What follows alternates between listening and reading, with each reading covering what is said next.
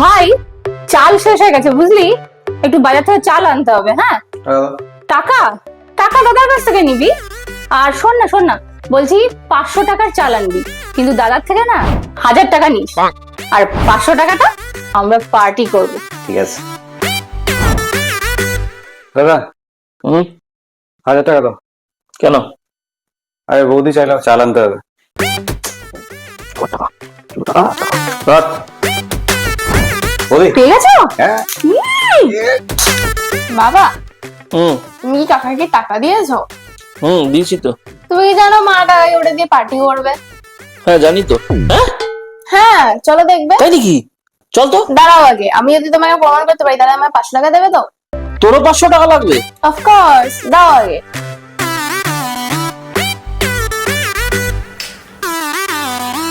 সরাসরি মারো ঝাড়ি উকি ঝুঁকি না, খোলা খোলি বেগা ডুলি টুকি টুকি না। সরাসরি মারো ঝাড়ি উকি ঝুঁকি না, খোলা খোলি বেগা ডুলি টুকি না। জানা জানি মানে হানি কের করি না। আমার থেকে টাকা নিয়ে সব